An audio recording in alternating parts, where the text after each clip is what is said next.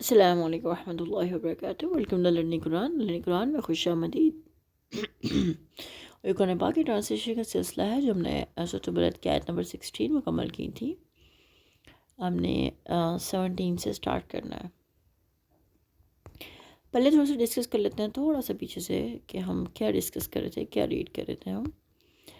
تو آیت نمبر 11 سے دیکھتے ہیں۔ اعوذ باللہ من الشیطان الرجیم، بسم اللہ الرحمن الرحیم۔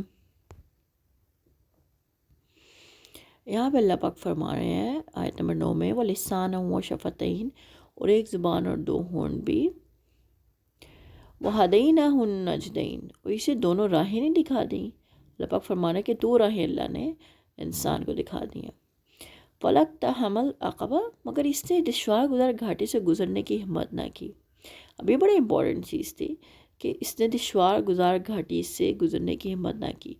دشوار گزار گھاٹی، آگے اللہ پاک فرما رہے ہیں وَمَا أَدْرَاكَ مَا الْعَقَبَةُ، اور آپ کے جانے کہ وہ دشوار گزار گھاٹی کیا ہے؟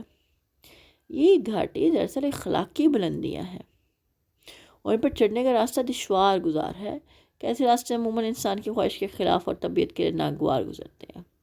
اچھا، پھر آگے ایلیبوریٹ کر رہے ہیں اللہ پاک، آگے کیا فرما رہے ہیں؟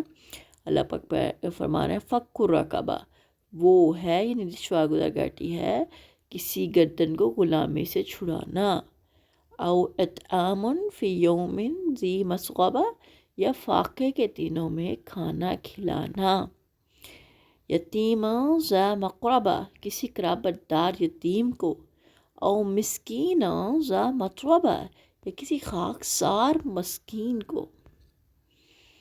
یہ مشکل ہے کام، لیکن ان کا اجر بہت اللہ نے رکھا ہوا ہے۔ کیا باتیں ہیں کہ کسی کی گردن کو غلامی سے چھڑانا، کہ غلامی میں ہو اس کو چھڑوانا، یا کہ کوئی فاقے میں ہو بھوکے کو کھانا کھلانا، قرابت دار یتیم کو یا کسی خاکسار مسکین کو۔ آیت نمبر 17 سٹارٹ کرتے ہیں، چونکہ یہ تھوڑا سا انٹر لنک تھی پچھلی آیات کے ساتھ، اس وجہ سے میں نے کہا تھوڑا سا ہم ریویو کر لیں پریویس آیات کو۔ تو ایکچولی ہم نے آج سٹارٹ کرنی ہے آیت نمبر 17۔ چلیے سٹارٹ کرتے ہیں اس کو۔ ثم كان من الذين آمنوا، پھر ہو اس میں سے جو ایمان لائے، وتواصوا بالصبر، اور نصیحت کی صبر کی، وتواصوا بالمرحمہ، اور باہم نصیحت کی رحم کھانے کی۔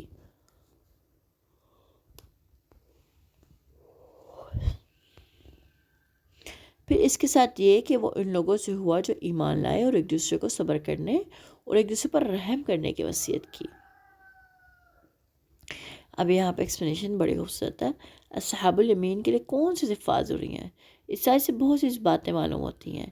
ایک یہ کہ انسان کے کتنے ہی اچھے اعمال بجا لائے، جب تک ایماندار نہ ہو، اللہ اور روز آخرت پہ ایمان نہ رکھتا ہو، اس کے اعمال آخرت میں کسی کام نہیں آئیں گے بلکہ برباد ہو جائیں گے۔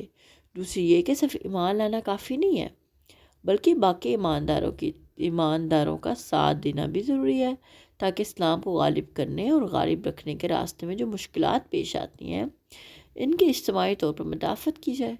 تیسری یہ کہ اسلام کی نظر میں اجتماعی زندگی ہی پسندیدہ ہے، تاکہ اسلامی معاشرے کے سب افراد ایک دوسرے کے دکھ، درد اور رنج و راحت میں شریک ہو سکیں۔ اس سلسلے میں چند حدیث ملاحظہ فرماتے ہیں۔ ابو موسیٰ اشعری رضی اللہ تعالیٰ عنہ کہتے ہیں کہ آپ صلی اللہ علیہ وسلم نے فرمایا، ایک مسلمان دوسرے مسلمان کے لیے ایک عمارت کی طرح ہے، جس کا ایک حصہ دوسرے کو مضبوط بنائے رکھتا ہے۔ پھر آپ نے اپنی انگلیوں کو کینچی کر لیا۔ انس بن مالک رضی اللہ تعالیٰ عنہ کہتے ہیں کہ آپ صلی اللہ علیہ وسلم نے فرمایا، آپس میں بغض اور حسد نہ کرو، ترک ملاقات نہ کرو، اللہ کے بندے بھائی بھائی بن کے رہو، اور کسی مسلمان کے لیے جائز نہیں کہ اپنے مسلمان بھائی سے 3 دن سے زیادہ ترک ملاقات کرے۔ چوتھی یہ کہ مسلمان صرف خود ہی صبر نہیں کرتے بلکہ ایک دوسرے کو بھی صبر کی تلقین کرتے رہتے ہیں، اور صبر کا مفہوم بہت ہی وسیع ہے۔ ایک مسلمان کی پوری زندگی صبر ہی صبر ہے۔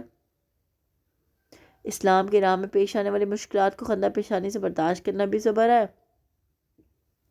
اور احکام شریعت پر ثابت قدم اور ان کا پابند رہنا بھی صبر ہے۔ پانچویں یہ کہ وہ ایک دوسرے پر رحم کرتے ہیں۔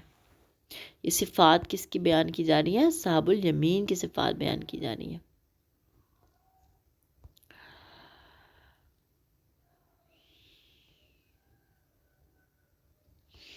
پانچویں یہ کہ وہ ایک دوسرے پر رحم کرتے ہیں، ایک دوسرے کو ایک دوسرے پر رحم کرنے کی تاکید کرتے ہیں۔ شجر صلی اللہ علیہ وسلم نے فرمایا جو شخص دوسروں پر رحم نہیں کرتا اس پر اللہ کی طرف سے بھی رحم نہیں کیا جائے گا۔ اور ایک دوسری روایت کے الفاظ کچھ یوں ہیں، تم اس مخلوق پر رحم کرو جو زمین پہ ہے، تم پر وہ ذات رحم کرے گی جو آسمانوں میں ہے۔ وہ ہے نا کرو مہربانی تم اہل زمین پر، خدا مہرباں ہوگا عرش بری پر۔ مسلمان ایک دوسرے پر رحم کرنے، دوستی رکھنے اور مہربانی برتنے میں ایک جسم کی طرح ہے۔ جب ایک عضو کو تکلیف ہوتی ہے تو سب اعضاء بے شعر ہو جاتے ہیں، نیند نہیں آتی اور بخار چڑھ جاتا ہے۔ ایک دفعہ ایک آدمی سفر کر رہا تھا، اسے سخت پیاس لگی، پھر ایک کنواں ملا تو اس میں اترا اور پانی پیا۔ باہر نکلا تو دیکھا کہ کتا پیاس کے مارے کیچڑ چاٹ رہا ہے۔ اسے سوچا کہ کتے کو پیاس کی وجہ سے ایسی ہی تکلیف ہوگی جیسے مجھے ہوتی ہے۔ وہ پھر کنویں میں اترا اور اپنے موزے میں پانی بھر کر اسے منہ میں تھام کر اوپر چڑھا، پھر کتے کو پانی پلایا۔ اللہ نے اس کے کام کی اتنی قدر کی، اس کو بخش دیا۔ لوگوں نے عرض کیا اللہ کے رسول کیا ہمیں جانوروں پر رحم کرنے میں بھی ثواب ملے گا؟ فرمایا ہر تازہ کلیجے والے پر ثواب ملے گا۔ یعنی جانوروں پر بھی رحم کرنے کے اللہ نے اتنی فضیلت رکھی ہے کہ اس نے جانور پر کتے کو پانی پلایا، اللہ نے اس کی صدا کو اللہ کو اتنی پسند ہے، اللہ نے اس کو بخش دیا۔ تو انسان کے ساتھ تو رحم کرنا ہی ہے کیونکہ انسان اشرف المخلوقات ہے۔ ایک اور حدیث مبارکہ میں آپ ایک دفعہ اپنے صحابہ کرام رضی اللہ تعالیٰ عنہ کو نماز پڑھا رہے تھے کہ ایک عرابی گواہ نماز میں ہی کہنے لگا اے اللہ مجھ پر محمد صلی اللہ علیہ وسلم پر رحم کر اور ہمارے علاوہ کسی پر نہ کر۔ آپ نے نماز سے سلام پھیرا تو اس بزرگ سے فرمایا ارے تم نے تو کشادہ کے آگے پن لگا دیا۔ کشادہ سے آپ کے مراد اللہ کی رحمت تھی، یعنی کہ رحمت بھی مانگے بندہ، رحم بھی مانگے تو سب کے لیے مانگے۔ آیت نمبر 18 دیکھتے ہیں۔ اولئک اصحاب المیمنہ، یہی لوگ صاحب سعادت ہیں۔ یہ ہم نے یعنی جن ایمانداروں میں مندرجہ ذیل بالا صفات پائی گئی تو ایسے ہی لوگ وہ خوش نصیب ہیں جنہیں عرش عظیم کی دائیں طرف جگہ ملے گی اور نامہ اعمال ان کے دائیں ہاتھ میں ہوں گے۔ یہ جو صفات ہم نے پچھلے آیت میں ڈسکس کی ہیں۔ والذین کفروا بآیاتنا ھم اصحاب المشأمہ، اور جنہوں نے ہماری آیات سے انکار کیا وہی بدبخت ہیں۔ علیہم نار مؤصدہ، ان کے لیے آگ ہے جو ہر طرف سے بند کر دی گئی ہوگی۔ اور جو لوگ اللہ کے، آخرت کے اور اللہ کی آیات کے منکر ہیں یہی لوگ اپنی شامت اعمال کے نتیجے میں ماخوذ ہوں گے۔ انہیں اعمال نامہ پیٹھ کے پیچھے سے بائیں ہاتھ میں تھمایا جائے گا، انہیں پابند رنجیر و سلاسل جہنم میں پھینک کر جہنم کے سب دروازے بند کر دیے جائیں گے۔